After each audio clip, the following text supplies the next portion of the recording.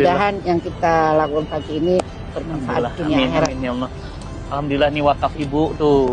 Ibu wakaf. Masya Allah. Udah selesai semuanya. Masya Tinggal Allah. dikit lagi Bu mohon doanya. Ini bangunan utamanya. Masya Allah.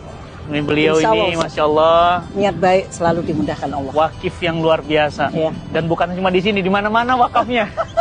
Dan nilainya wow. Masya Allah. Menyemangati mereka Ustaz. Kita mau ngeliat ke dalam Ayo, Bu. Masya oke. Allah. Pertama kali ketemu ibu tuh kaget. Tampilannya biasa, ikut majelis taklim, Iya. duduk di bawah. Masya Allah. Lah kok tiba-tiba ngasihnya miliar gitu. Nggak percaya Bu. percaya ya Ustaz ya. Karena Masya gimana bisa? Karena kan orang tuh semua. Nggak kenal Nah, juga. satu, kedua orang tuh semua ngeliat tampilan Bu.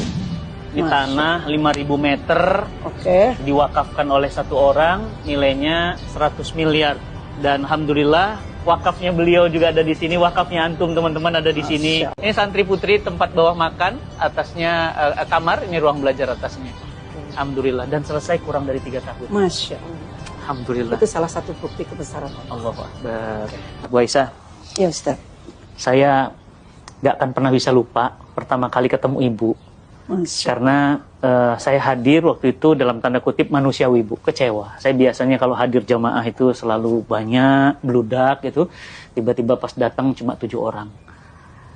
Itulah manusia, saya manusia biasa. Ketika datanglah 7 orang, saya mau galang dana wakaf untuk pesantren saya gimana. Tapi ternyata 7 orang, ada 1 orang namanya Bu Aisyah dengan penampilan yang sangat sederhana berwakaf miliaran. Dan sekarang pesantrennya sudah jadi. Masya Allah.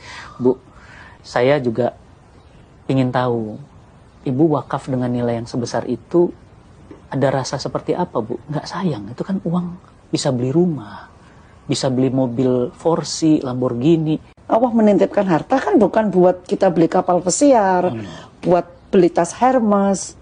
Walaupun bisa, ada teman saya sindir, kamu tuh terlalu bangga dikasih duit anakmu segitu. Beli dong tas Hermes 1 M Ustaz. Saya bilang kalau saya dikasih uang untuk beli Hermes, saya panggil yayasan bangun masjid aja.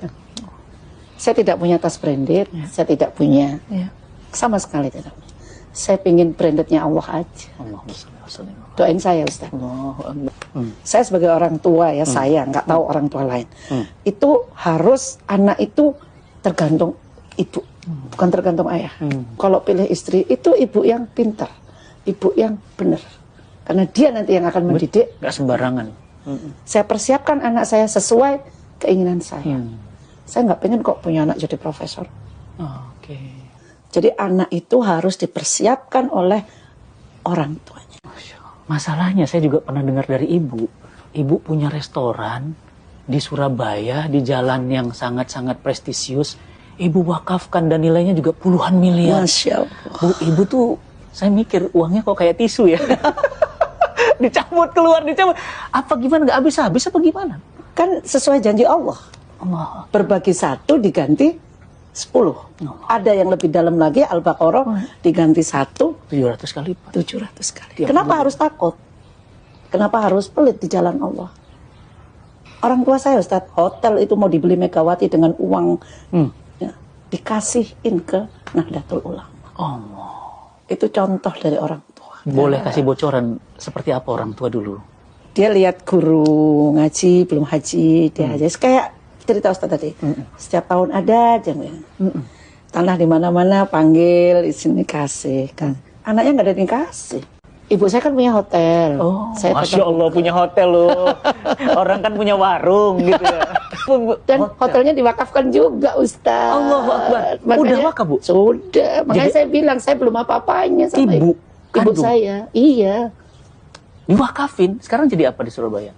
Jadi sekolah Hadijah Plus Hadijah Plus itu. Muslimat. Ibu Khofifah yang nerima. Gubernur Jawa Timur. Saya pelongo-pelongo ini luar biasa. Allah. Tapi saya tekankan, semakin kamu berbagi, kamu semakin bahagia. Jadi wakaf kepikiran restoran ibu yang mewah itu diwakafin itu gimana awalnya? Saya bosan Ustaz. Oh. Punya duit. Saya pengen. Kalau kita nyari duit, udah mau bosan sama duit ini. Mental memang.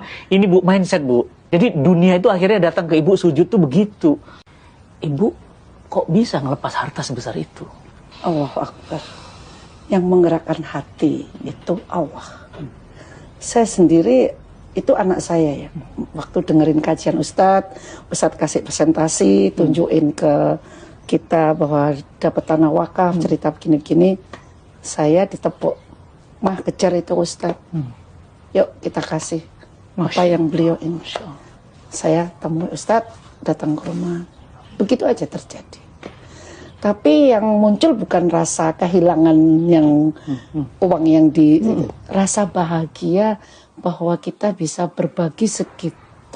Itu menurut saya masih sangat kecil. Jadi rasa bahagia itulah yang tidak ternilai dengan miliar tadi. Yang didatangkan sama Allah. Jadi ada rasa bahagia ketika mengeluarkan harta. Setiap kita berbagi, bahagia itu selalu hadir.